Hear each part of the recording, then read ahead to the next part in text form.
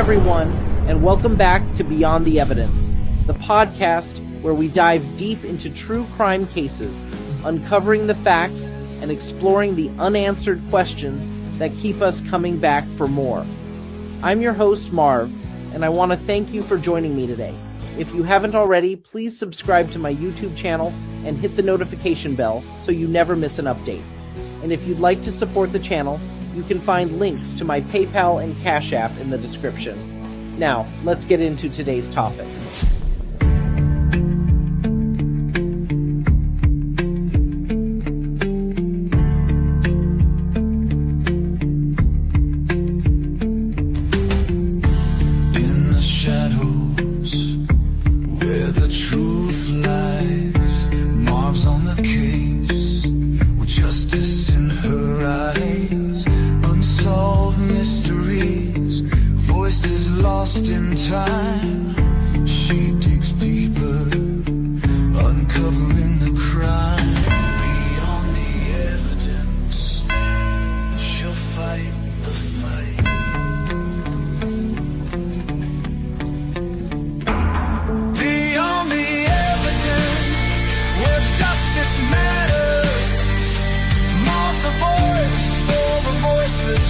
Breaking all the patterns, facts and theories, clues and controversy. Join the journey, uncovering the mystery. This is Beyond the Evidence, where justice prevails, with Marv leading the way. Truth never fails.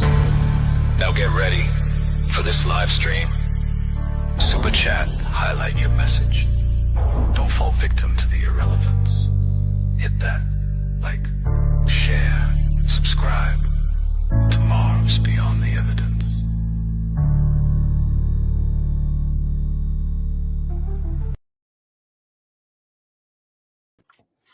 Good morning, everyone. Welcome. It is Wednesday, July 2nd, and we've had one verdict, and we're going to have a hearing. So, wanted to talk about the P. Diddy, Sean Combs verdict.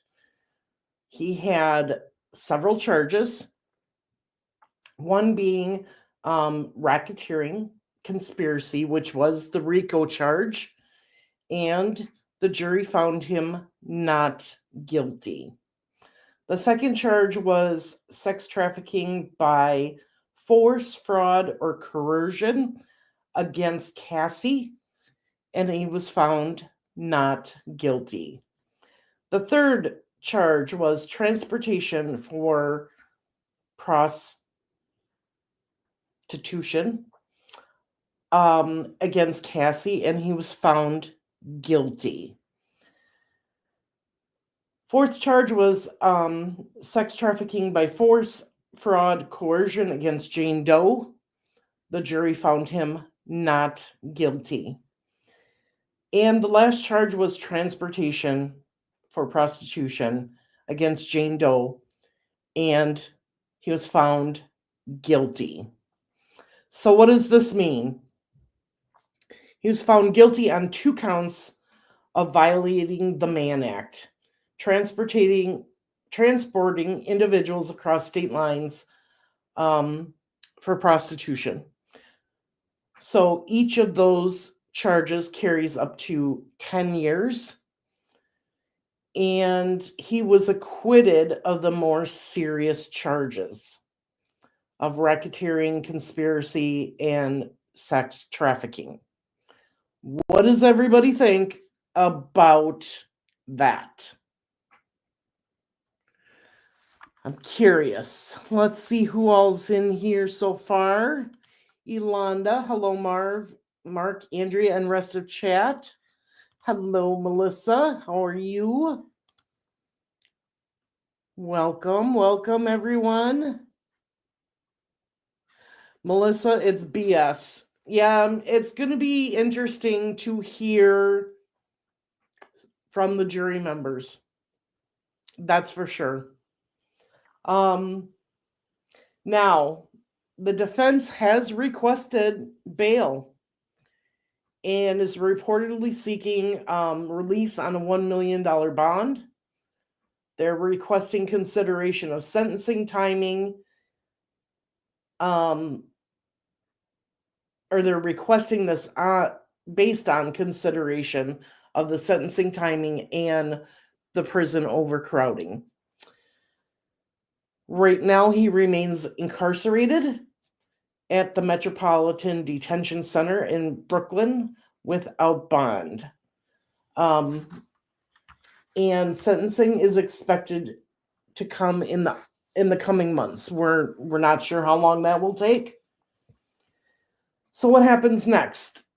Well, a sentencing date is pending. The judge could impose up to 20 years, 10 years per count, though a lot of the experts in the field believe he may receive significantly less. They're even stating that he could receive time served. That is crazy. Absolutely crazy. So, time served or around 15 to 21 months.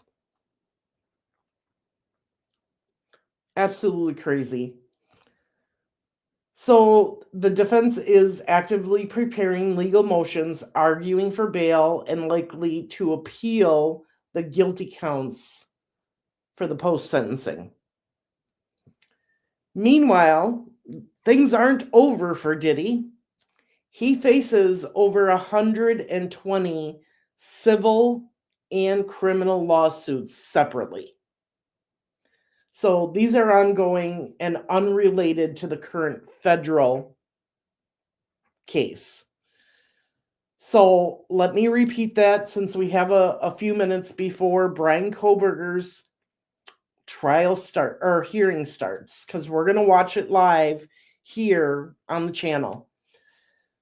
Diddy was found guilty of 2 charges out of the 5, and they were the lesser charges, basically transportation for prostitution against Jane Doe and Cassie.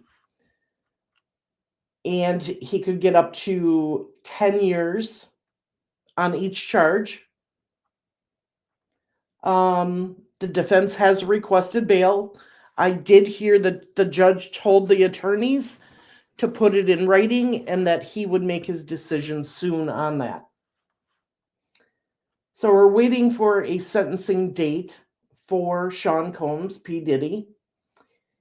And the biggest thing that we should keep in mind is even though the jury didn't find him guilty on these more extensive charges, things aren't over for him. He still faces over 120 civil and criminal lawsuits separately.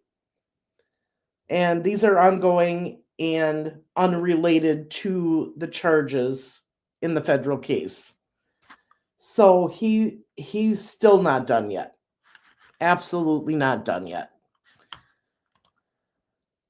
So what's going to happen with Sean Diddy Combs? Is he going to get bail? Is he going to stay in jail till sentencing? And how much time do you think he's going to get? What BS? You know he's going to get off due to already having time served, so he will be out in no time. Yeah. Misty says, oh my gosh, yep. Hi, Cyber Warrior, how are you? I hope poor Diddy Boo-hoo gets what he deserves. I'm curious to know how much money he spent on his defense. Is he out of money? Does he have a little bit left? How is this going to affect these other 120 civil and criminal lawsuits against him? Is he going to be able to have the same representation, good lawyers, and a good team? Or has that money dwindled quite a bit and he's not going to get that? We'll have to wait and see.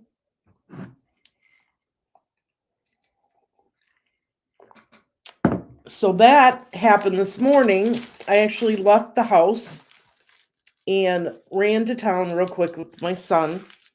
And while I was in the car, that came out, and I'm like, oh my God, I did not expect it to come out this soon. So that's why we're doing it now. And like I said, it actually worked out because Bryan Kohberger's hearing is about to start in about 20 minutes. So, with that being said, let's see. All his money went to lawyers and baby oil at his parties. Yeah, exactly. Exactly. So it's quite crazy, isn't it?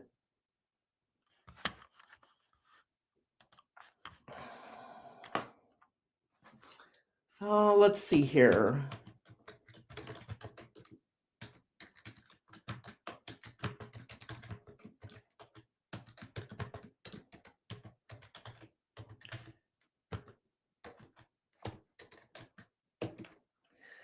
So we'll have to wait and see. Melissa, it is so hot here, it's not even funny. We are getting a hot summer. Very hot, but very rainy so far. Hence why I've got my tank top on today, because it is very hot. Very, very hot.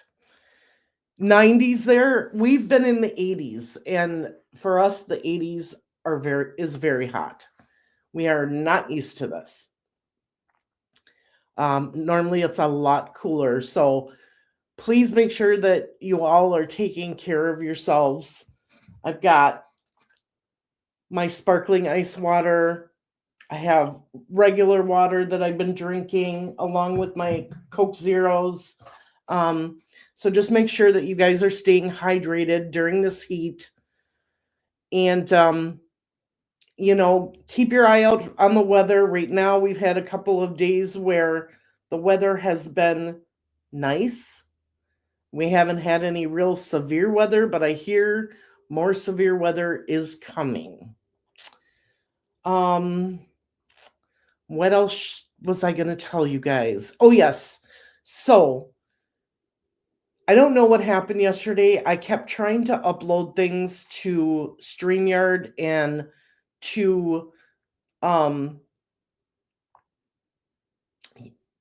YouTube, and it kept crashing on me. So that's why I did not do the live last night or upload the missing shorts. I think I've got that figured out now today. Maybe it was just YouTube tweaking out. I don't know. But everything will be coming out today. Hey, Gibble, how you doing, Mr. I'll Be Frank? Aurora, thanks for joining us. So, I'll be frank. Did you expect this for the Diddy verdict?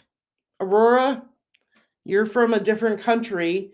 The two of you, what did you think of the Diddy verdict? Sorry, I'm getting a message on my phone about my sensor ending in an hour, so got to make sure I put a new one on. Happened to me the other day. I uploaded videos and they came up nearly a day late. Oh my goodness. Okay, so I'm not the only one. Mine wouldn't even upload. They just kept crashing out. So I got frustrated and angry and just went and watched documentaries on the TV. So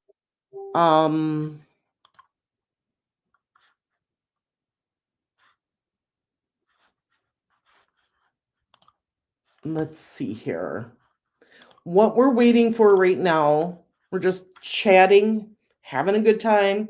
We are waiting for the Bryan Kohberger hearing. Let's see. Aurora says, I think the verdict is BS. Yep.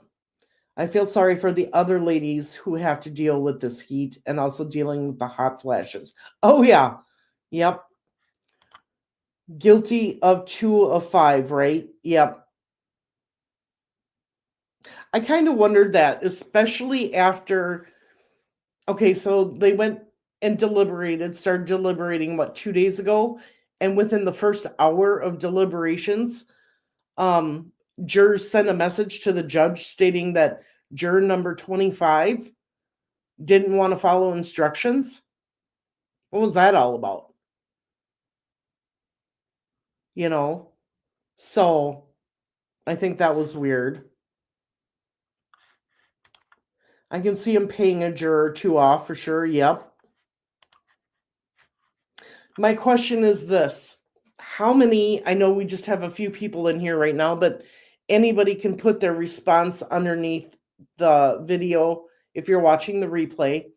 How many of you think that he had a hand to play in Biggie and Tupac's death? And out of these 120 civil and criminal charges that he's facing, will he face charges for that? I don't know. Because the rumors are that his hands have been in all of that, in these people dying. And if he gets out of jail, who's next? Oh, for sure, him and Suge didn't want them two going solo. Oh, I agree. I do. I think he was involved in Tupac death. Yeah, definitely. Have to remember, he still has his businesses. He's still making money. And any money he had before jail, he more than likely shifted it to his family to hold for him. I agree. He might not have done it, but he knows who did it. Okay. Absolutely. Definitely had his fingers in it somehow, whether he set it up or knew who did it and just kept quiet. Yeah, I know. That's a whole nother story. Whole nother story.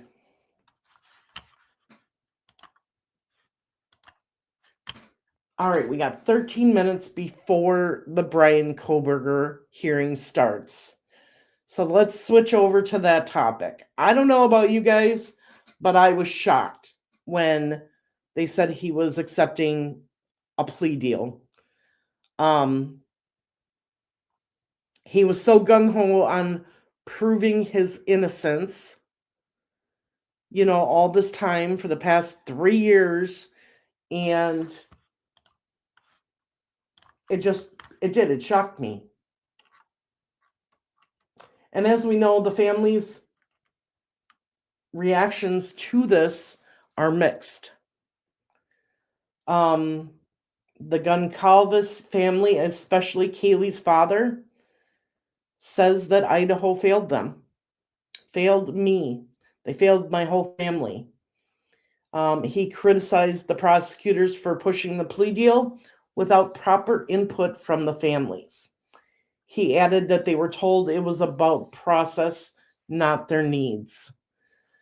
So many families think that when their loved ones' cases go to trial, that the prosecutor has to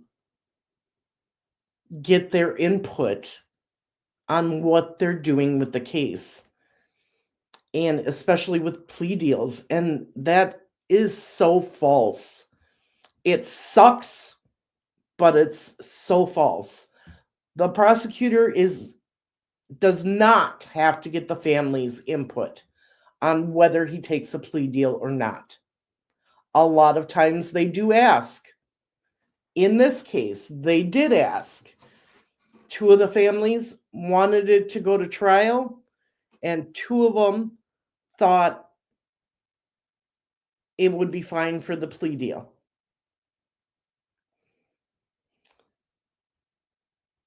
So Kim Kernodle, Xana's aunt, echoed that families were not being spared trauma, stating the deal interrupted their desire for full accountability via a trial. Kaylee's sister, Aubrey, called the deal shocking and cruel, urging for a trial and full answers, not just life imprisonment. Ben Mogan, who is Madison's father, expressed relief, saying, "The deal offers closure. We can actually put this behind us." And Stacy Chapin, who is Ethan's mother, supports the deal and will be present in court, saying it ensures Kohberger serves life. Um,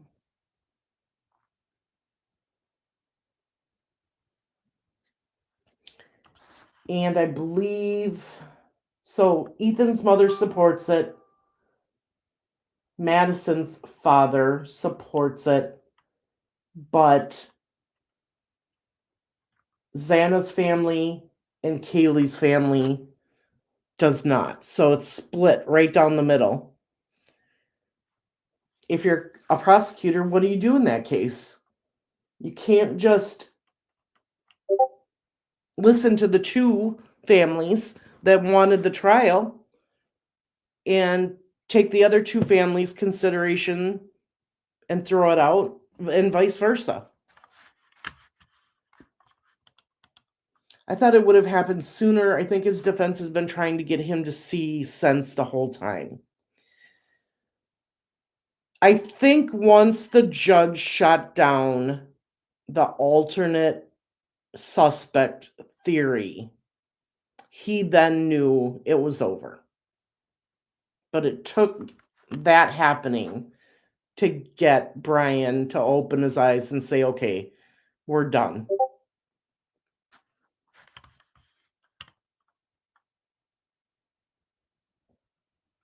One of the things that they're saying today is that in this hearing, all he's going to do is change his from not guilty to guilty. Okay. And what everybody is saying is that he's not going to have to state what he did, what his actions are. Now, the judge can ask him questions and get some information out of him as far as why this happened, what happened, but it's not a guarantee.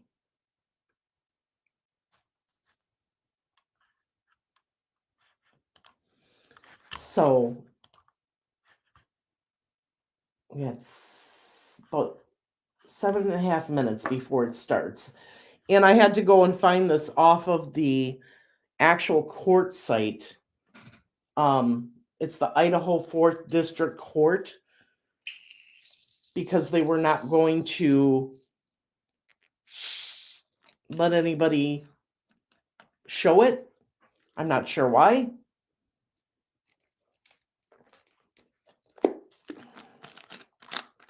So what I'm hearing is that he's going to change his plea to guilt, from not guilty to guilty. They're going to set up a sentencing date for sometime the end of July. And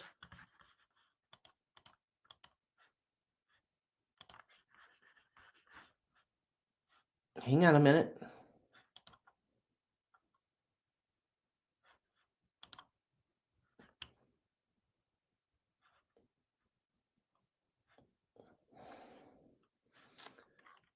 I got way too many things open.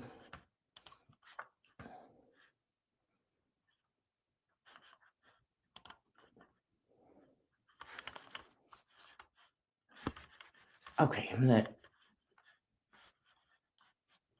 I'm going to close some of this stuff.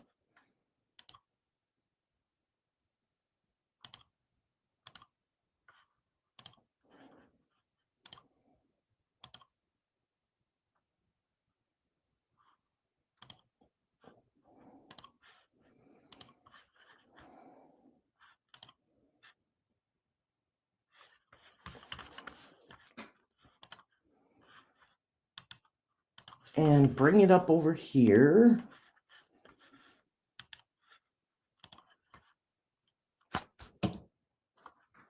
Okay.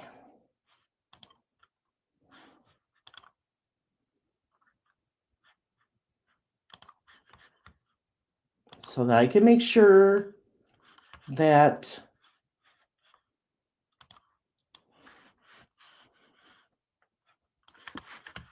our sound is working and everything is set up for this.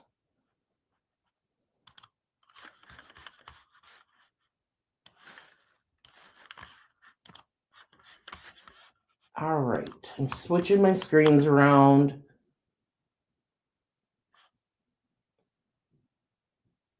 Yeah, there's no trial. This is just the hearing. I don't think you should have got a chance to get a plea deal. Did the victims get to choose if they wanted it to be? No, they didn't.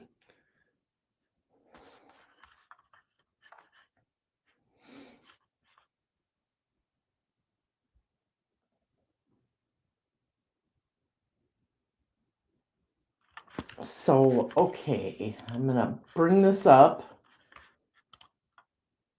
so that it's on the screen.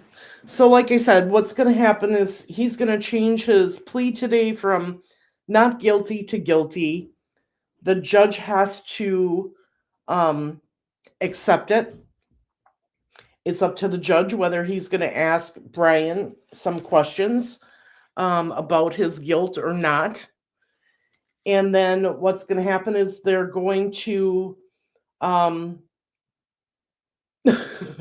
they're going to set up a sentencing date for the end of July, and that is when the families will come in and do their impact statements, and we'll find out how, he'll be sentenced to life in prison without parole. So we'll see here. But the big question today is, will the judge make him allocute and say what he did? And if they don't, how long is it going to be before all of the evidence and the details come out that the prosecution had against him? Because everybody still wants to hear that information, even though there's not going to be a trial.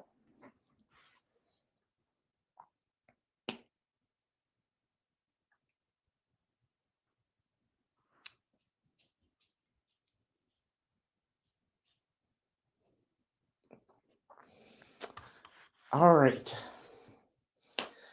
So we just got to wait here and see when this starts. I'm going to make sure that it is unmuted on my end because I like to mute it just in case. So this is the YouTube channel for the Idaho 4th District Court. And I believe they wanted control of the cameras so that the cameras don't zoom in and up close on anybody for the family or anything like that. So that's why they're doing it through the court system. Frank was ordering pizza. You called it, Aurora.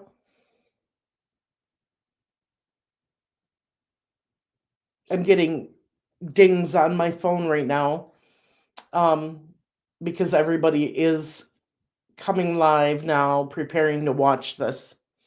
It is that big of a deal. You think about it, this is one of the biggest cases we've had in the past. Well, this is just 3 years old. So this is one of the biggest cases. Lori Vallow, hopefully, Daybell, hopefully she is all done and over with. She did her interview with Nate Eaton. How many of you got to watch that? It was interesting. Same old Lori, let me tell you. And then while we wait, we'll talk about, You had the two Idaho firefighters, the captains, that were gunned down by a apparently a sick and twisted individual, a very young individual, um, who wanted to be a firefighter and wasn't allowed to be. So, in retribution, he started a fire. And when the firefighters came up to put it out, he decided to shoot three of them, fatally injuring two of them. And the third one, I heard, is doing better. It's been a shock after shock after shock after shock lately. You know, the plea deal, the Diddy verdict, the two firefighters being purposely gunned down. Then you had the situation in Minnesota, where the senators were killed by this man. You've got Travis Decker, who's still out on the run. They don't know whether he's alive or not, who unalived three beautiful little girls. We're going to go into that case a little bit more and what it's called when you unalive your children and why this is happening so much in our society. Because it really is. It's become an epidemic. These children are being taken out by their own family members faster than we can do anything about it. And it's so sad. So sad. So I've been doing research with on that, and I'll talk to you about that when we do that live.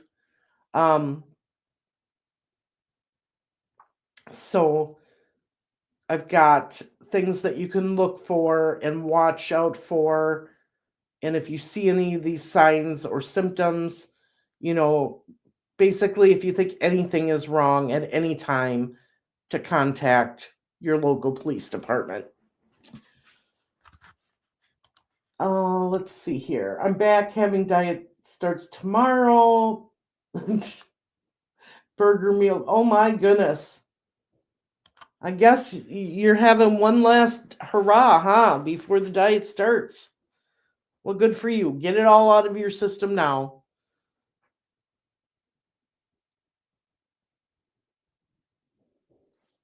So what do you think? Are they going to do you think the judge will let it slide and not make Bryan say anything about why he did this or why he's pleading guilty or what happened? Or will the judge, like in the BTK case, make him allocate and say what his motive was and why he did it and what he did? So I'm curious on your thoughts about that.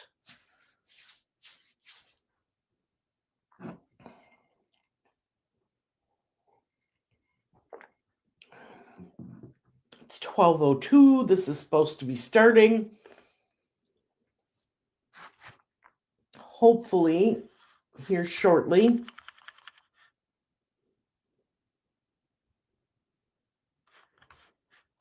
You think they'd make him talk? Yeah. I would hope so. At least for the family's sake.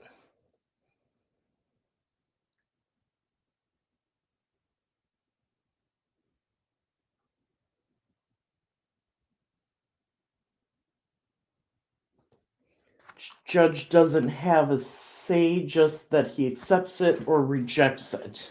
Well, in the BTK trial, when he accepted his plea, the judge did ask him questions. Even though he wasn't supposed, even though they said he wasn't going to say anything. So we'll see if that happens here.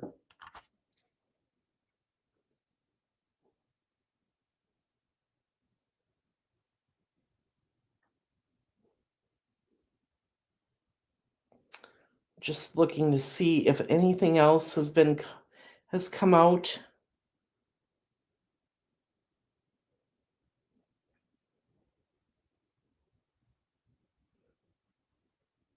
Oh, I can give you a little bit of personal news. Um,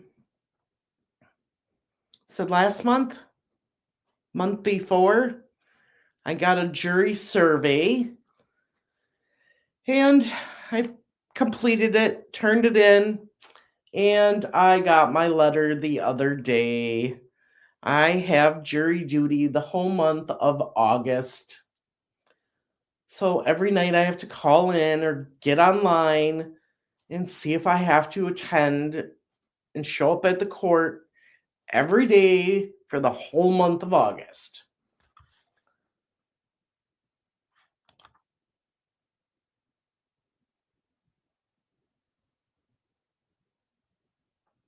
Yeah, I agree with that.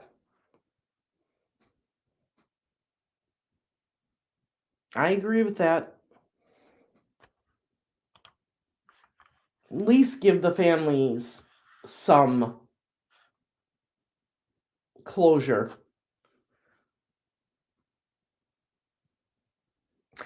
Have you guys seen now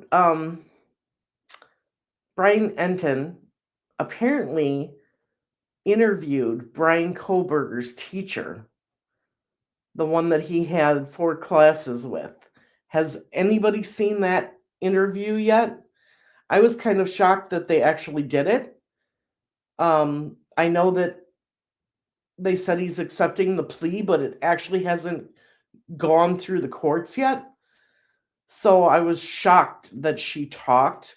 So I had to listen to it right before this, but she really didn't say anything that would affect the trial if, say, the judge, if the judge didn't accept the plea deal. She talked about him being a student and what classes he took with her, and that um, she would like to study him. So,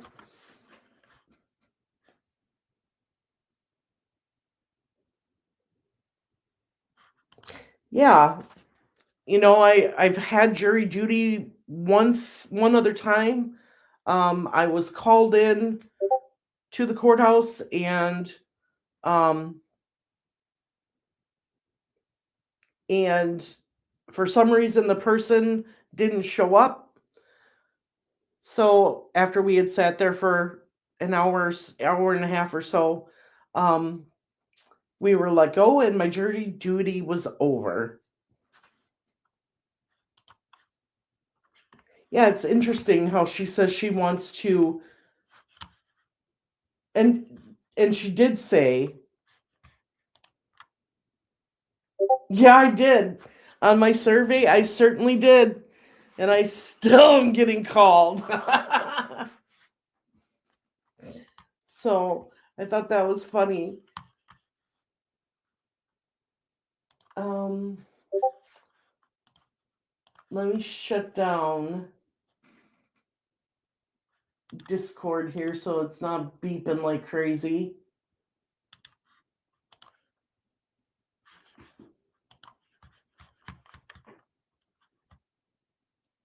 So yes, I did put on my survey that I was a true crime podcaster, and they're still making me do jury duty. So it'll be interesting. Come on, court. Why aren't you doing it? Why are you so late?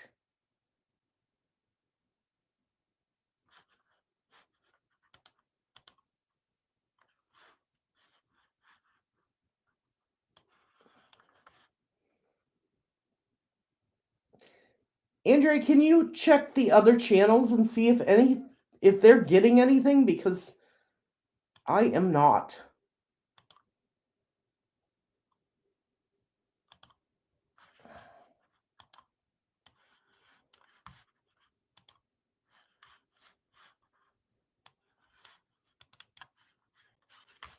I'm just going to refresh again.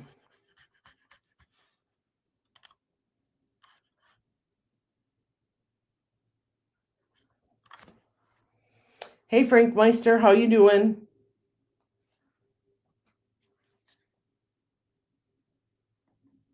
I'm just going to check the other channels here.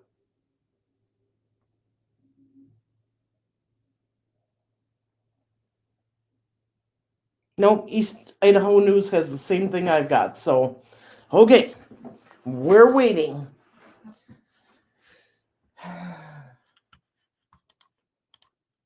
On hold with attorney. All right. Other channels are the same. Okay.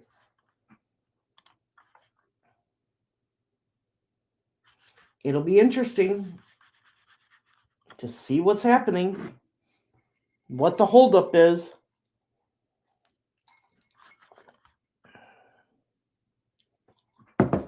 Is anyone in the chat or who is going to watch the replay following the Crystal Rogers trial? The Crystal Rogers case. I've been trying to follow it through articles. You were already checking when I asked. I've been trying to follow it through articles because they're not showing the trial. And I do know that the prosecution on that trial ended yesterday and it's the defense's turn. So, yeah, there's a live feed in the Idaho courtroom. We're just waiting for them to bring it up. So,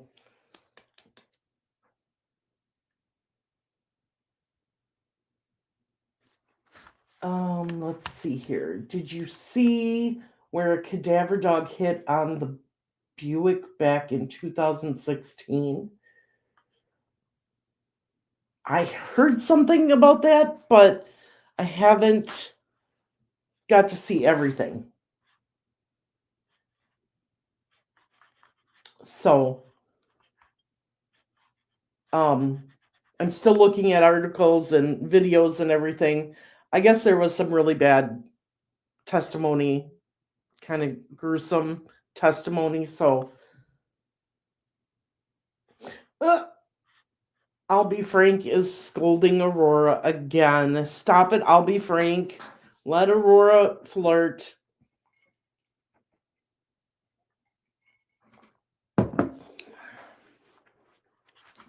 Anytime now. What are we waiting for? I did, Melissa, I did watch that trial. And I totally agree with the jury's verdict. Totally agree with it. I do not feel that the prosecution proved that John O'Keefe was hit with her car. So it was hard because I started watching the Lori Vallow trial against Brandon, and then Karen Reed came on, so I was trying to flip between both of them. But Lori is so whacked that I primarily watched the Karen Reed trial. Everyone watched the Karen Reed trial, I'm sure.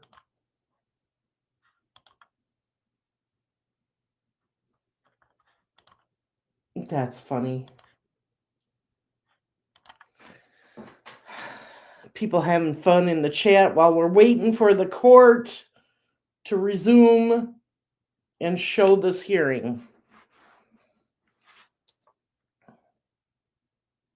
For those of you that follow the Lori Vallow Daybell stuff,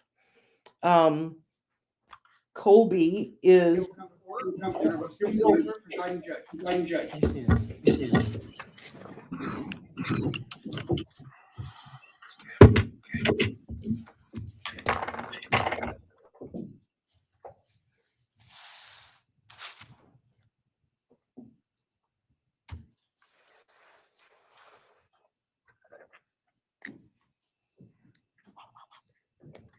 so there is an echo, and that has nothing to do with me. Just so everybody knows.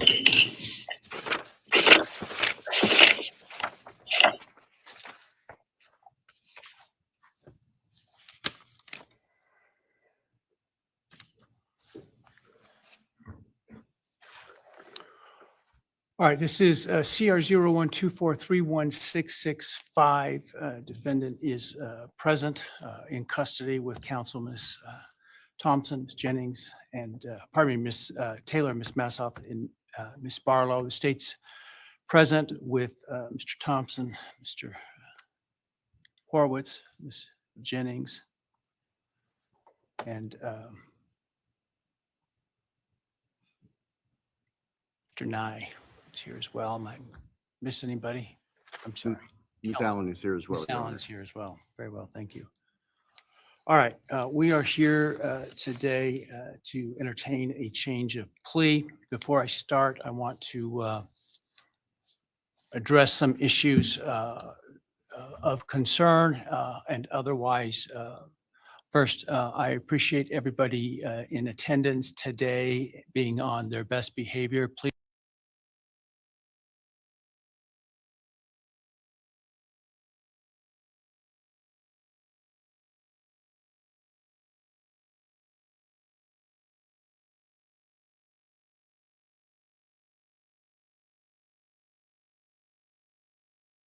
contact me and my office in an attempt to influence my decision-making in this case. This has been extraordinarily disruptive for court staff and the ability for them to get work done, not only in this case, but in other cases where defendants are entitled to have their cases processed, and frankly, as important, if not more so, for victims to have their cases processed in those cases. It's also highly inappropriate. A court is not supposed to, and this court will never, take into account public sentiment in making an opinion regarding its judicial decisions in cases. Courts should, and I always will, make decisions based on where the facts and the law lead me, period. I have not read any of the numerous messages nor listened to any of the numerous voicemails that have been sent to me and my staff. Those have all been forwarded to security and, where appropriate, to law enforcement. I ask that you not continue to mount such campaigns or to send me information like this, because again, it is not appropriate and frankly not something I would take into account when deciding a matter in a case like this. I also want people to understand some very basic concepts about the ideas of separation of powers, what the court's duties are, and what the duties and the rights of the executive, or in this case, the prosecuting attorney, is. The executive, the elected prosecutor, is the sole authority in deciding what charges to pursue,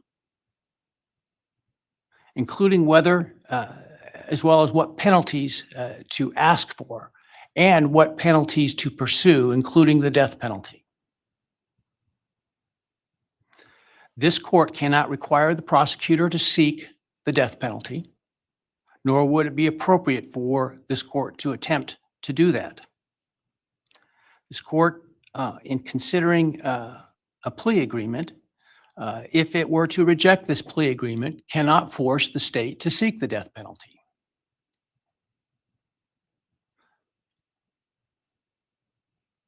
My role and power in considering a plea agreement is extremely limited. My role is to ensure that the defendant's plea is given freely, voluntarily, and intelligently. If those things are met, I can only reject a plea, such as the one in this case, where I'm not being asked to agree to the sentence in advance. If I can only reject it, for example, if the defendant does not meet or admit to all of the elements of the crime. That is, I can ensure what is called a factual basis to the plea. Finally, I want to offer my apologies to all the families, including the victims' families, the families of the defendant, for the short notice for today's hearing, and I'm sure what must have been the hurried efforts to get here. I, like most everyone else, learned of this plea agreement Monday afternoon and had no inkling of it beforehand. Prior to that time, I was under the belief that this case was proceeding to trial, as had been indicated, and my staff and I were busy continuing to work on preparations to have potentially 10,000 citizens of Ada County come to jury duty starting in mid-July 10,000. with the questionnaire process in mid-July.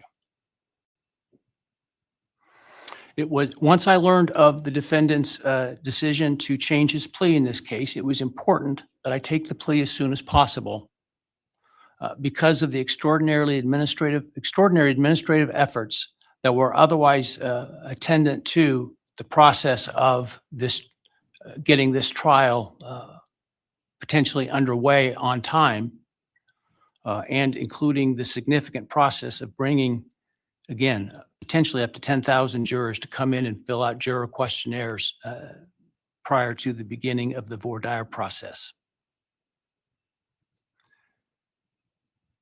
And so it was important that we, if we're going to go down this road, do so expeditiously so that we can avoid those costs and expenses associated with that.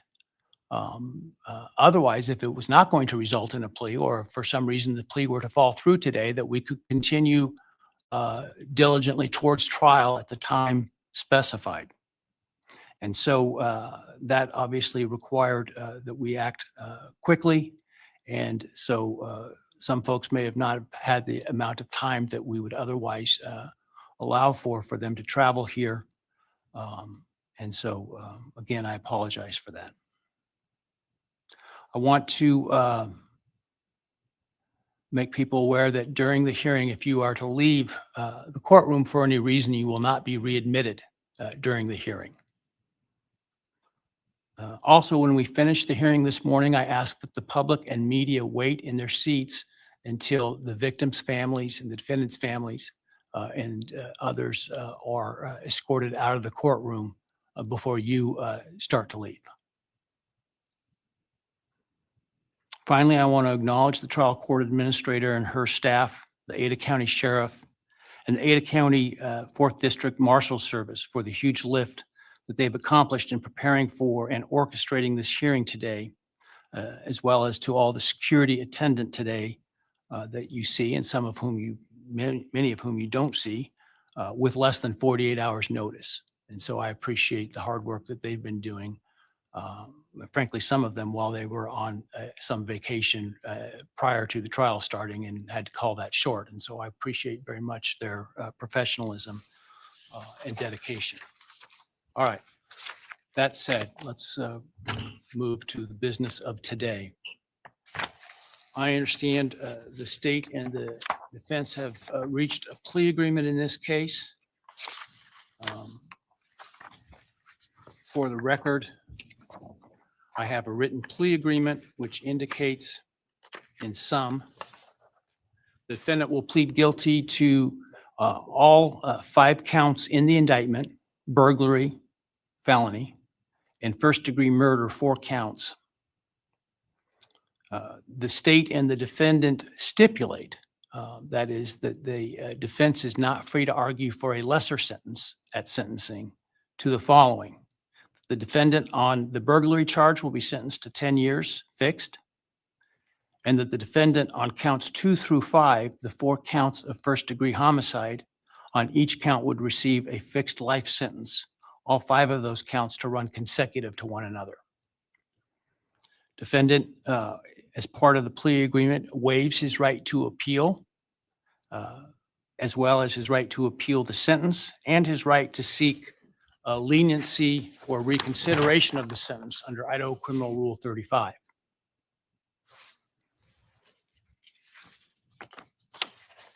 This is not a Rule 11 agreement, meaning the court is not bound by the plea agreement and could impose a different lawful sentence at sentencing. The stipulated agreement between the parties is the maximum on each count. So theoretically, the only thing the court could do would be a lesser sentence at sentencing. But the defendant is not free to ask the court to do so under the plea agreement. Are there any other material terms of the plea agreement that the parties would like to make?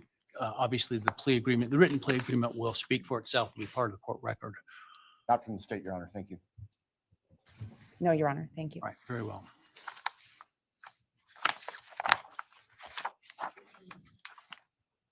All right. Ms. Taylor, have you had sufficient time to discuss this case and all of its ramifications with your client? I have, Your Honor. Have you discussed fully with him his rights, defenses, and possible consequences to him of the guilty plea? Yes, Your Honor. Have you been able to do all the discovery you feel necessary? Yes, Your Honor. And have you informed your client of the importance of providing the court truthful and accurate answers in taking this plea today? I have. Have you apprised your client of any and all offers and counter offers and answered his questions about those? Yes, Do you consent to the entry of the plea today? I do. All right, Mr. Kohberger, I need to ask you some questions this afternoon, or I guess it's this morning still. I do this to ensure that you so that I am assured that you understand the nature of the charges to which I understand you're going to plead guilty, as well as the possible consequences to you of your guilty pleas.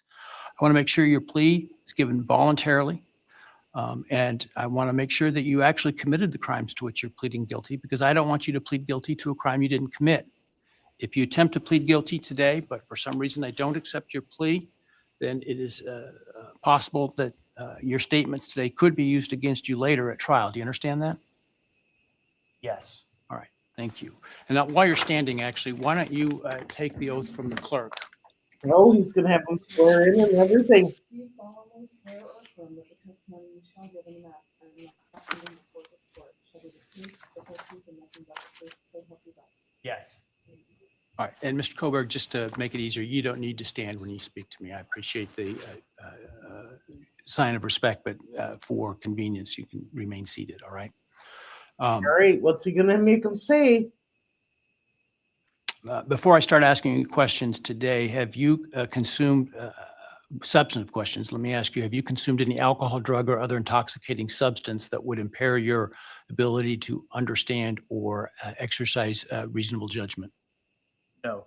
You feel like you are thinking clearly today? Yes. These are Right, standard. I want you to understand what the possible penalties are for each of the crimes to which I understand you're going to offer a guilty plea today. They include, on count 1, the burglary, a fine of up to $50,000 and a period of incarceration of up to 10 years in the state penitentiary. You may be required to pay restitution to any victims of the crime. Count 2, 3, 4, and 5 for first-degree murder. The consequences include a fine of up to $50,000, a period of incarceration of life imprisonment, which is a requirement of a sentence, that it be a life sentence with a mandatory minimum sentence of at least 10 years on each of those counts. In addition, you would be potentially responsible for a fine of up to $5,000 to each of the victims of your crime, to be enforced in the form of a civil judgment, to operate as additional punishment. This is in excess of any restitution or fines that the court could order. And again, you may be required to pay restitution to the victims of the crime. You would be required to provide, as to counts 1, 2, 3, 4, and 5, a DNA sample and a right thumbprint impression, and potentially pay for analysis of those samples. You would lose any right to possess, purchase, or carry a firearm, the right to serve on jury duty, the right to hold public office, and the right to vote. Do you understand the charges and all those possible consequences? Yes. Well, if he's in prison with life without parole, he's not going to have a chance to do any of those things. You've heard the plea agreement that I talked about today. Do you agree with that plea agreement? Yes. And do you understand the nature of the charges that you've been charged with that I understand you're going to plead guilty today to? Yes.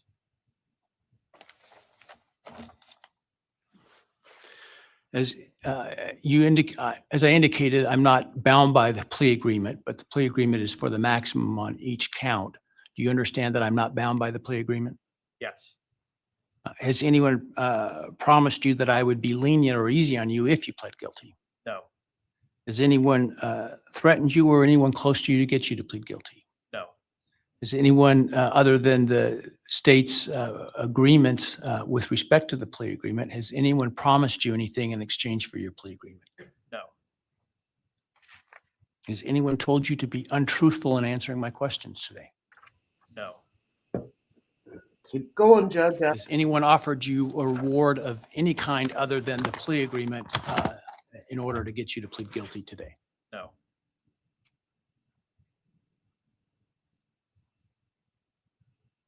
Are you pleading guilty because you are guilty?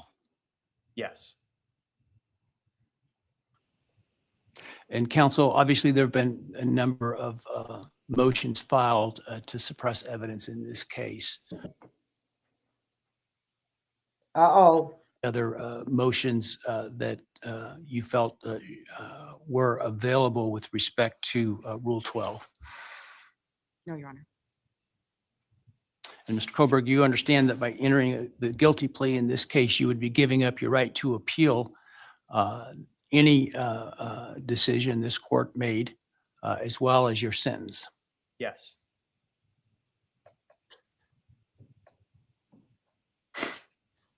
Come on, make him say why he did it. Have you had enough time to decide whether or not to plead guilty? Yes. Are you pleading guilty freely and voluntarily? Yes. Given your choices, do you believe it's in your best interest to plead guilty? Yes. Have you discussed fully the matter of pleading guilty with your attorney, and are you satisfied with the advice you've received? Yes. Has your attorney advised you to your satisfaction about what your rights are, what your defenses may be, and what the possible consequences to you of your guilty plea are? Yes. Has your attorney done everything you've asked them to do? Yes. Are you satisfied with their representation of you? Yes.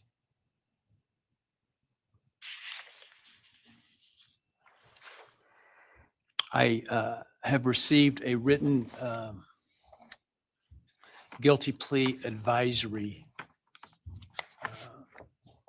questionnaire that is purported to be filled out by you. Did you fill that document out? Yes. Did you understand the questions that you answered in this document? Yes. And are the answers that are outlined in this document your answers? Yes. Are those answers truthful? Yes. Did you sign the document? Yes.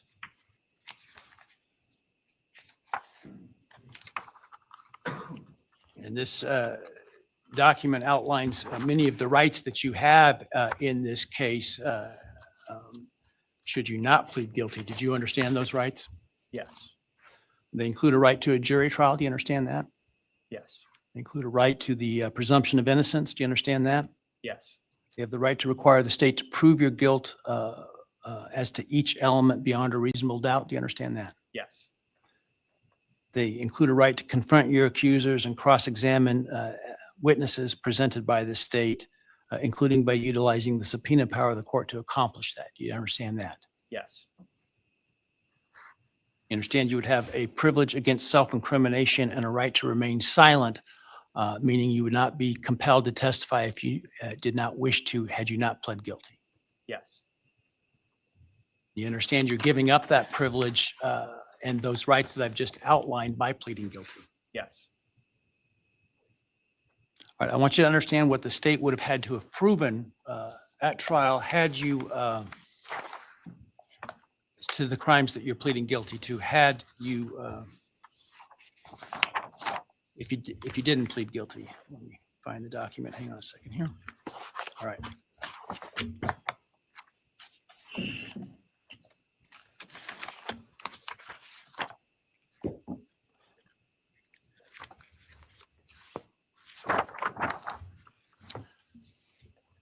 So as to count one burglary, the state would have to have proven that on or about November 13, 2022 in Latah County, Idaho, you unlawfully entered a residence located at 1122 King Road in Moscow, Idaho, with the intent to commit the felony crime of murder.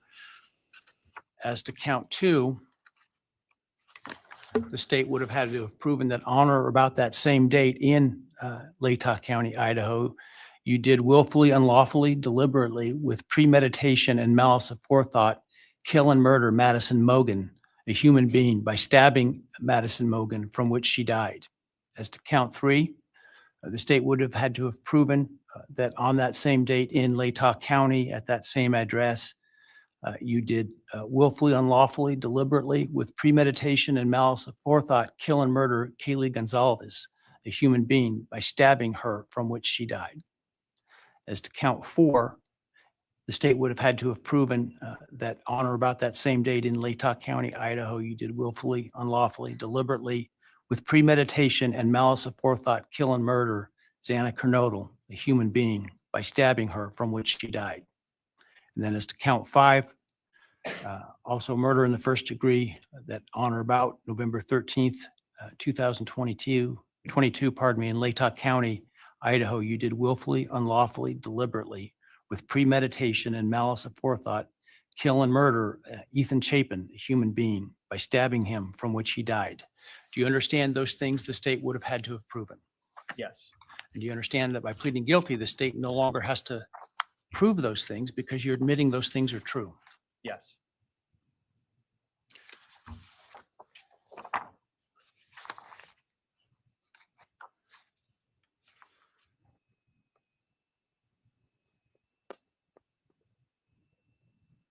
I want to also make, for the record, the defendant has provided with the guilty plea advisory form a document entitled Written Factual Basis that purports to have the defendant's signature dated 1 July 2025. Did you sign that document? Yes.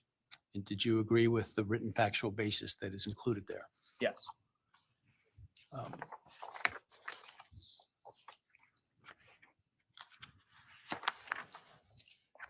And then let me ask you, did you, on November 13th, 2022, enter the residence at 1122 King Road in Moscow, Idaho, with the intent to commit the felony crime of murder? Yes. There Did go. you- Make them admit it. On November 13th, 2022, in Latah County, state of Idaho, kill and murder Madison Mogan, a human being? Yes. And did you do that willfully, unlawfully, deliberately, and with premeditation and malice aforethought? Yes. Did you honor about that same date in Moscow, Idaho, kill and murder Kaylee Gonzalez, a human being? Yes. And did you do that willfully, unlawfully, deliberately, and with premeditation and malice aforethought? Yes. And did you, on that same date in Moscow, Idaho, kill and murder Xana Kernodle, a human being? Yes. And did you do that willfully, unlawfully, deliberately, with premeditation and malice aforethought? Yes. And then on or about November 13th, 2022, again in Latah County, Idaho, did you kill and murder Ethan Chapin, a human being? Yes. Did you do that willfully, unlawfully, deliberately, with premeditation and malice aforethought? Yes. I would ask the state at this time to provide its recitation of its factual basis had this case gone to trial. Thank you, Your Honor. Your Honor, the organization of the resuscitation is different than what I think the court and the public may be familiar with from the probable cause affidavit and other documents. The state's evidence, as an overview, would show that back in March of 2022, when the defendant was residing in his parents' residence or was residing back in Pennsylvania, his home state, he purchased online a K-bar knife and sheath with an Amazon gift card that he had purchased shortly prior to the purchase of the knife, sheath, and sharpener. Jumping ahead, the end of June of that year, the defendant, Mr. Kohberger, moved from Pennsylvania to Pullman, Washington, which is right across the state line from Moscow, Idaho, for the purpose of pursuing a PhD in criminal justice at Washington State University. The state's evidence would indicate that beginning July 9th of 2022, Mr. Kohberger's phone began connecting to a cell tower that serves the area of the 1122 King Road residence in Moscow, Idaho. Now, I will acknowledge for the court and all present that there are many residences in that area. It's a dense population of mostly college-related occupants. Between July 9th of 2022 and November 7th, the defendant's phone connected to that particular tower during late night, early morning hours, 10 p.m. to 4 a.m. on approximately 23 times. Now, I will acknowledge also, we do not have evidence that the defendant had direct contact with 1122 or with residents of 1122, but we can put his phone in that area on those times. In the interim, on August 22nd of 2022, Lake Tahoe County Sheriff's Deputy Darren Duke conducted a traffic stop in the early morning hour or late evening hours, about 11 p.m. On the west side of Moscow, on the Moscow-Pullman Road. This was a traffic stop of Mr. Kohberger's car, which turned out to be a 2015 white Hyundai Elantra with Pennsylvania plates. During the course of the traffic stop, Deputy Duke was able to obtain Mr. Kohberger's name, Bryan Kohberger, his phone number, and his address, which at that point was an apartment address in Pullman. We then move to the early morning hours of November 13th, 2022. The state's evidence would show that early morning hours on that day, Mr. Kohberger's phone left his Pullman residence, which is an apartment in kind of the central northwest part of Pullman. That phone was then subsequently turned off at approximately 2:54 a.m. and remained off until approximately 4:48 a.m. on Sunday, the 13th of November. The state's evidence would include a trial, video surveillance of a business on the Moscow-Pullman Highway, just across the state line from Moscow. It would show a vehicle matching the description of the defendant's Hyundai Elantra entering Moscow at approximately 3:02 a.m. Compiled surveillance that the investigators put together from businesses and residents then show the defendant's car, the white Elantra, as I've described, circling the 1122 King Road area, that neighborhood, starting around 3:30 or so in the morning. Comes into the immediate area of 1122 King Road, which is actually on a dead end, and then leaves several times. And approximately 4:05 that morning, the defense car had entered that area, was leaving, stopped at the intersection of King and Queen Road, did a U-turn, and the state's evidence would show that the defendant's car came back and parked behind and above the 1122 King Road residence. The state believes that its evidence would then show that the defendant entered the residence of 1122 through the kitchen sliding door on the back side of the residence, which is the side of the residence that would face the area above where the defendant's car was parked. Defendant entered the residence, went to the third floor, and with a knife, killed Madison Mogan and Caitlin Gonzalez. The defendant, as he left that room, for whatever reason, ended up leaving, or the sheath for a K-bar knife was left on the bed next to Madison Mogan's body. and I can jump ahead. That sheath was tested by the Idaho State Police Forensic Lab, and single source male DNA was found on the snap of that sheath, as well as blood from both Kaylee and Madison and other trace evidence. But it's important to note single source male DNA was on the snap of that sheath. The state's evidence would show that Xana Knodel was still awake at this time. In fact, had taken a DoorDash order not long before this started. Her room was not on the 3rd floor, it was on the 2nd floor on the west side. As the defendant was either coming down the stairs or leaving, he encountered Xana, and he ended up killing her, also with a large knife. Ethan Chapin, Xana's boyfriend, was asleep in their bedroom, in her bedroom, and the defendant killed him as well with a large fixed blade knife. Each victim suffered multiple wounds. I will state for the record that there is no evidence there was any sexual component or sexual assault on any of the victims. I want to make that clear so there's no speculation. There were 2 other roommates in the house, and they were already asleep. During the course of this, one of those roommates awoke, looked out her door not knowing what was going on, and saw the defendant, who was dressed in black with a black balaclava on, holding some sort of container in his hand. And she saw him leave the house through the direction of the kitchen where that sliding door is that I mentioned before. At approximately 4:20 that morning, so this would have been 15 minutes or so later, defendant's car is seen on a surveillance camera for 1112 King Road, which is immediately next door to the west of 1122, leaving the area at a high rate of speed.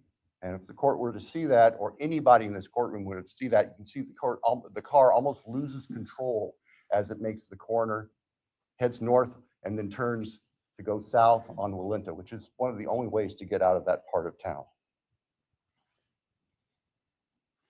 The evidence would show that following that, the defendant in his Elantra drove south of Moscow. We know that he drove on the back roads because there are surveillance cameras on the main highways, Highway 95, that would have picked up the defendant's car if he'd gone that route. And they did not show the defendant's car on that route during the time. So we know that he went through a variety of back roads in very rural, isolated part of Latah County. About 4:48 that morning, defendant's phone comes back on.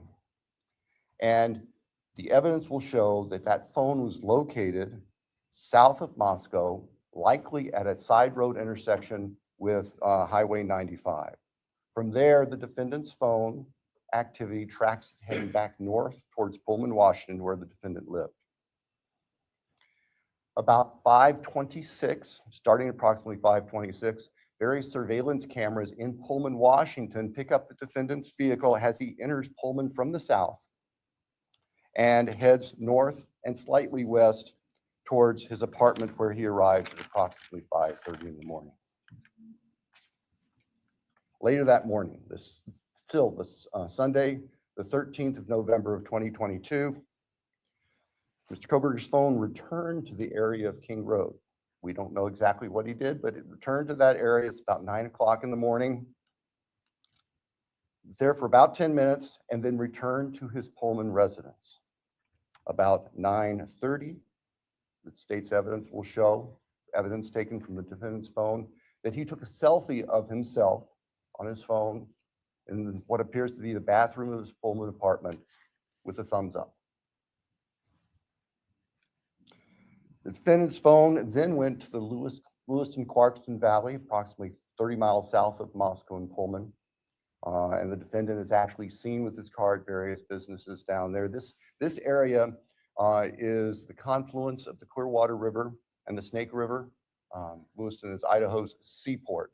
Large bodies of moving water down there.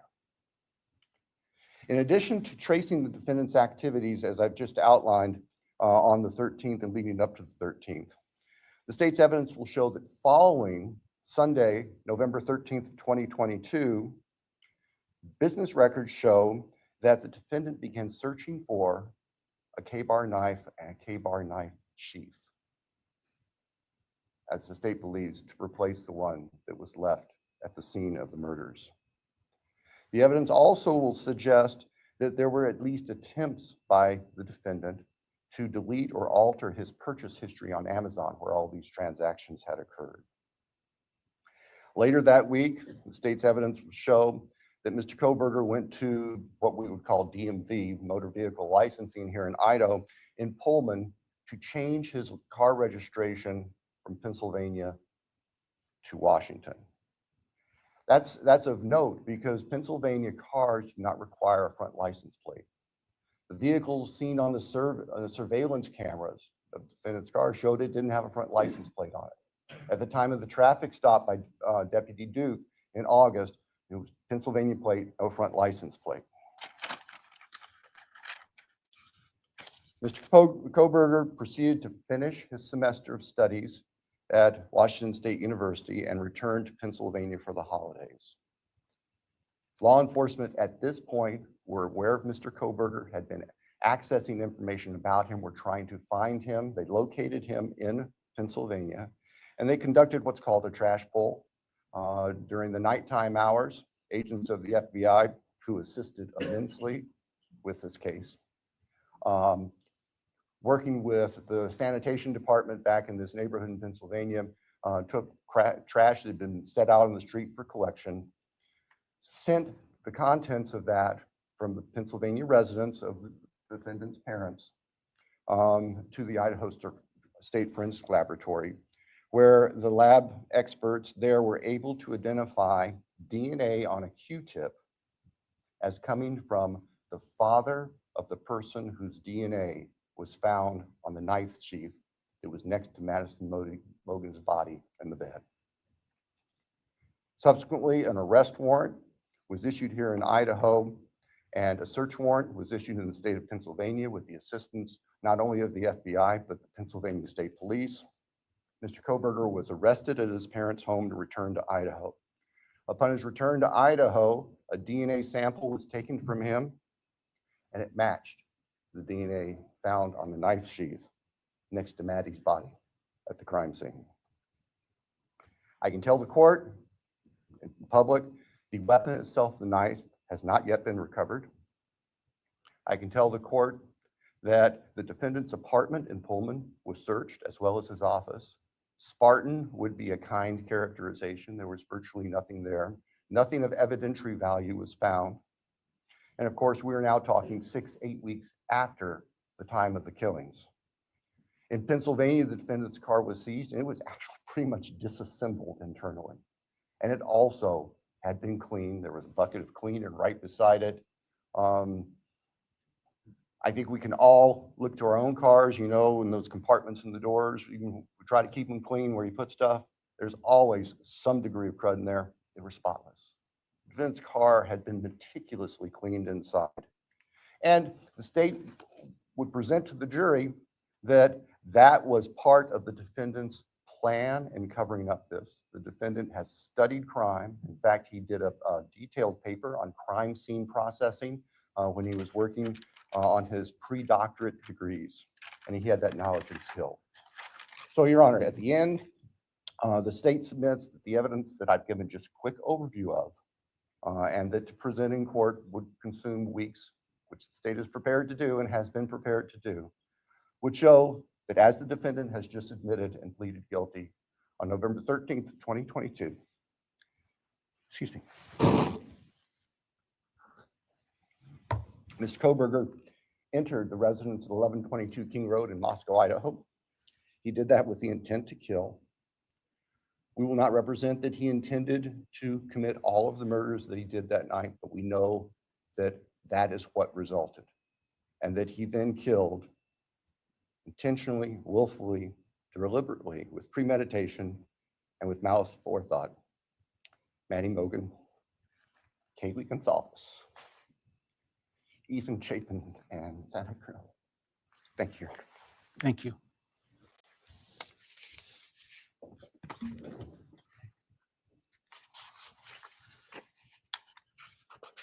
All right, based on the state's proffer and importantly, based upon defendant's explicit admission to committing these crimes. The court finds there is a factual basis.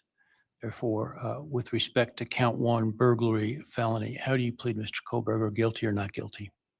Guilty. As to count 2, murder in the first degree, as it relates to the murder of Madison Mogan, how do you plead, guilty or not guilty? Guilty. As to count 3, as it relates to murder in the first degree for the murder of Kaylee Gonsalves, how do you plead, guilty or not guilty? Guilty. As to count 4, the first degree murder of Xana Kernodle, a human being, how do you plead, guilty or not guilty? Guilty. As to count 5, the first degree murder of Ethan Chapin, a human being, how do you plead, guilty or not guilty? Guilty. The court will find that the defendant understands the nature of the charges and each offense and the possible consequences to him of his guilty plea. Court finds that there is a factual basis for the plea and that finds the defendant believes the plea to be in his best interest. I find that the plea was given freely, voluntarily, and was intelligently made. I accept the plea. I direct that it be entered. I'll continue the matter for sentencing in this case. I think it was mentioned on the call Monday afternoon, the defense wishes to waive a pretrial investigation. Is that accurate? Yes, Your Honor. The state also? Yes, Your Honor, the state does not believe pre-sentence investigation is needed, given the evidence that is available. We want to, though, make sure that all of the victims have the opportunity to make statements to the court at sentencing. Absolutely. And certainly both the state and the defense may present whatever sentencing memorandum and other documents you wish me to consider. The victims will be given an opportunity to provide the statements that they wish to at sentencing. Do we need more than 1 full day for sentencing? I do not believe so, Your Honor. Obviously, we have numerous victims, and we have victims who share unique perspectives on this, and we want to make sure that they all have time to express their feelings to the court. But I believe that if we can start perhaps 8:30 or so in the morning, that we should be able to complete it all in 1 day. Defense agree with that in terms of the time frame? Yes, Your Honor. All right. So as it happens, we have some time reserved in this case in July and August. The week of July 22nd is available. I don't know if that's too soon for the parties or the next week, the week of August 4 is available. Any preference? Your Honor, we're prepared as soon as the court wants to schedule it.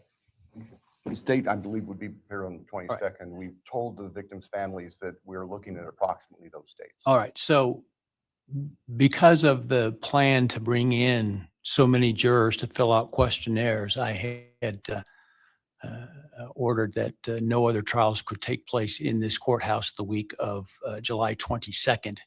And so we will use that in terms of the sentencing date because of what I'm sure will be the significant interest of the media and the public and the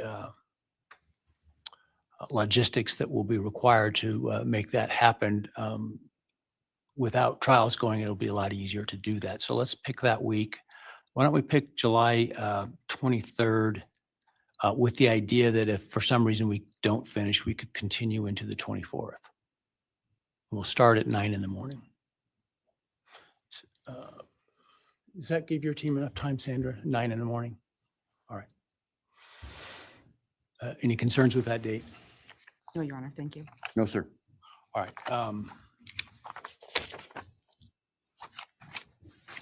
Any reason why I should not rescind the non-dissemination order at this time?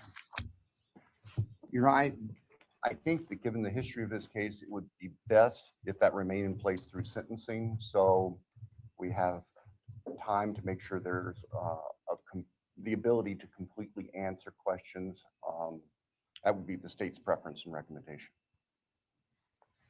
We'd have no objection for the order to remain in place through All right. sentencing. I will, at this point, the idea to keep it until sentencing, which time it would be withdrawn. in order to give the parties the space and time to prepare to meet what I'm sure will be the deluge of media requests. That's at least my preliminary decision at this point. We can always revisit if it seems to be, for some reason, I should. That said, obviously, I don't think the defendant, that a bond was ever set for the defendant.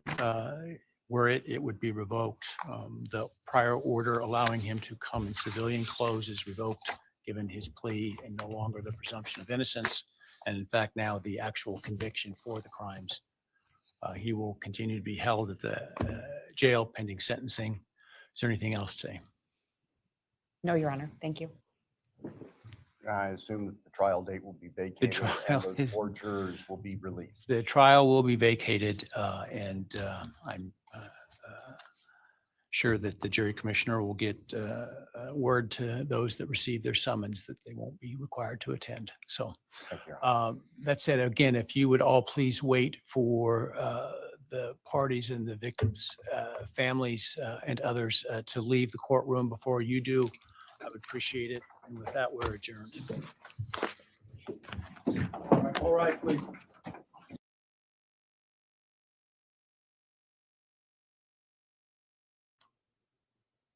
All right, so they did ask him if he committed these acts, and he did admit that he did, said yes. So,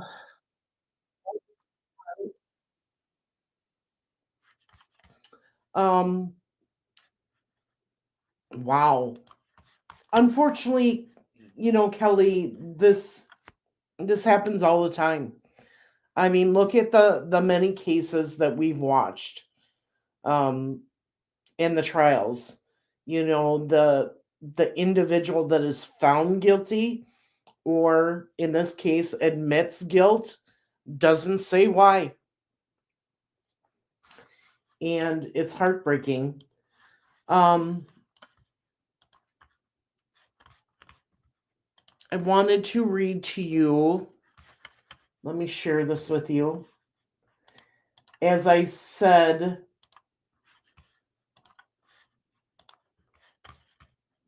Steve Goncalves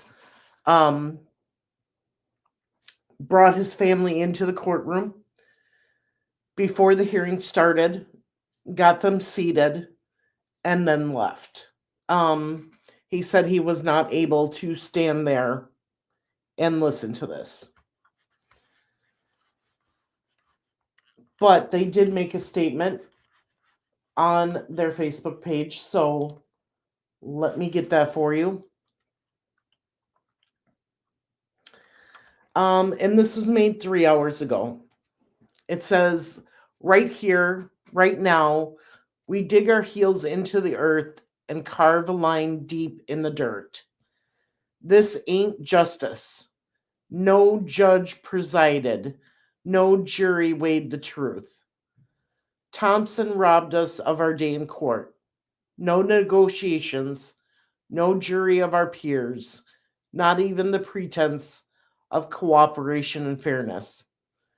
Cowardly men, gutless men, they scatter like roaches when the battle closes in. And Thompson, he's retiring on this deal. His shadow slithered toward the exit, leaving only the stench of his betrayal. No spine, no shred of honor. He didn't have the basic decency, the plain human courage to face the families, to meet our eyes, and ask, how do we make an offer that works? Instead, Thompson cut his deal with the devil. His negotiations didn't require anything other than a simple guilty plea, allowing him the leeway to blame the same people you are paid to protect. You betrayed us, Thompson. Your deal fails to shield the innocents. You could have stood tall and made damn sure that the blame stayed where it belonged, not on us, not on the broken survivors, still carrying the weight of your repeated failures. This is our courtroom now, this moment, this stand. Our voices rise to every American who will listen. We would have provided protection for the roommates, the best friends, the fallen vet. God rest his soul, and every soul affected in our shattered community. We would have carved our terms like sacred commandments etched deep into unyielding granite, a testament to those we've lost and the justice they're owed.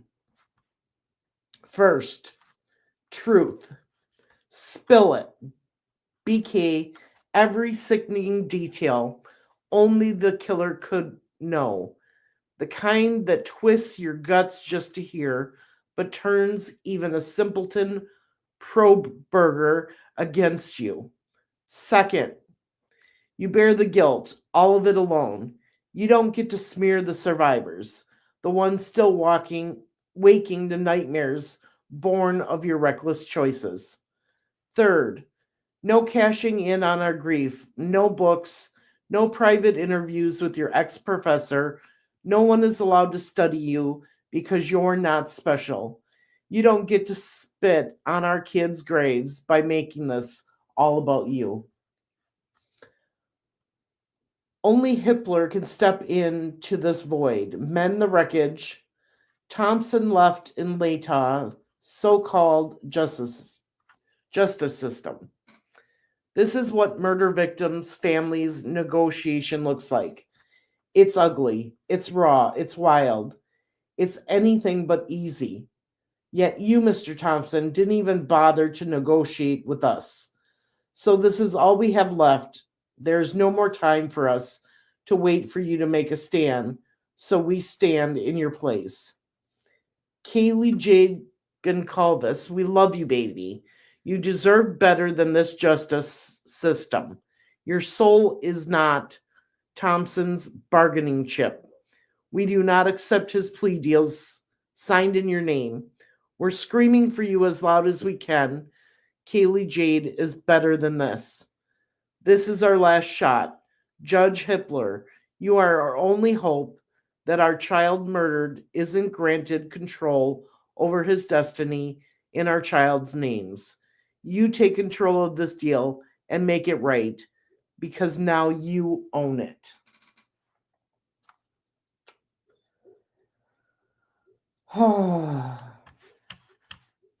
It's a hard situation, you guys. It's so hard.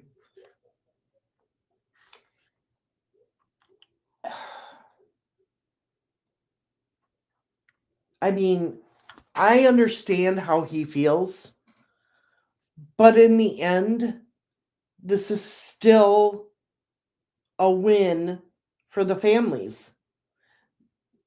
This man will never have his life. His life will now be in prison.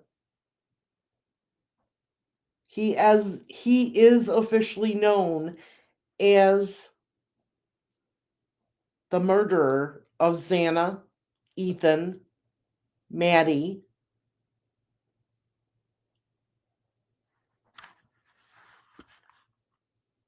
and Kaylee.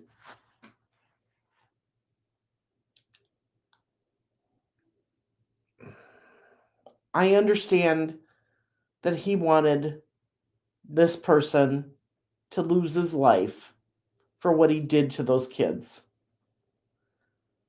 But in our judicial system, we all know in this community that normally doesn't happen.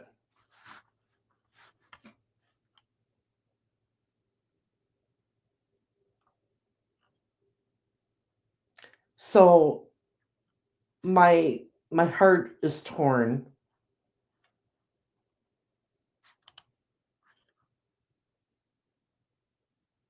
Yes, and you're right. There are two families in this that disagree with him and the other family. They're glad it's over. They want peace. And you're right. There's a lot of young adults that were going to have to testify in this. And it was going to hurt them. So we have to think about the broader picture. And the end result is that Bryan Kohberger is convicted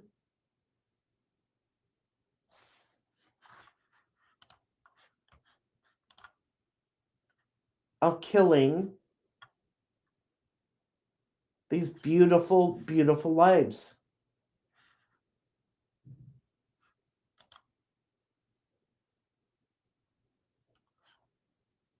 He admitted to it, said he did it.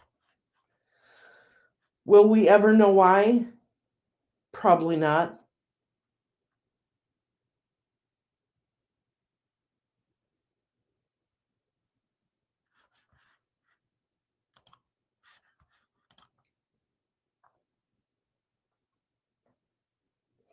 And you're right on that. It does take away 30 years of misery. It's so hard. It really is.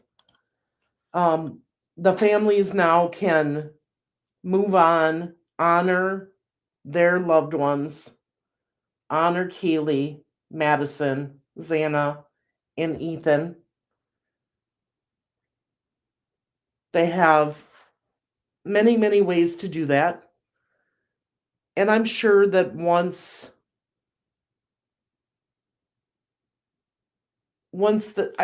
this settles in, I'm hoping that the other two families will understand why this was done.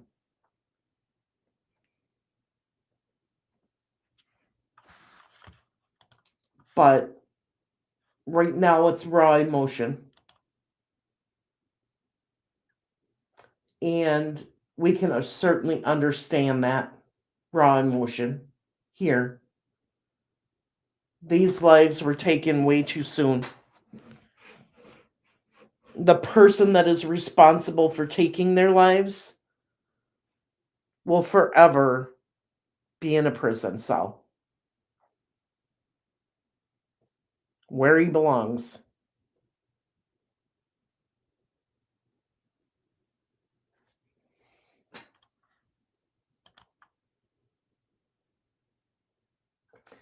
So in closing, we're going to remember these 4 beautiful lives.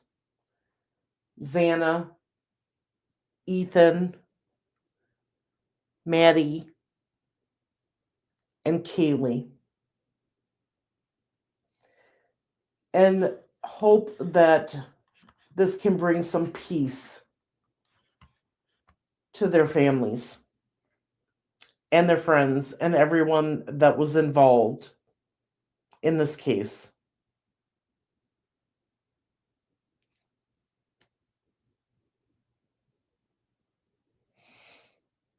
With that being said, thank you for joining me today for this hearing.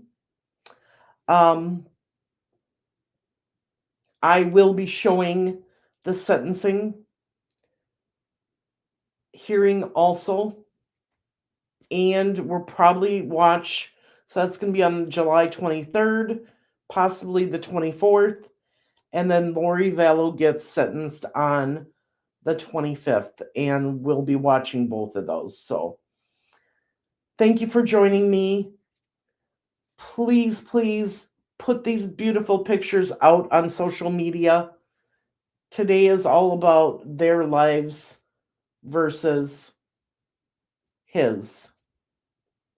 We're choosing to remember them and making them the story versus the man that will now spend the rest of his life in prison. Thank you and have a good day. Bye, everyone.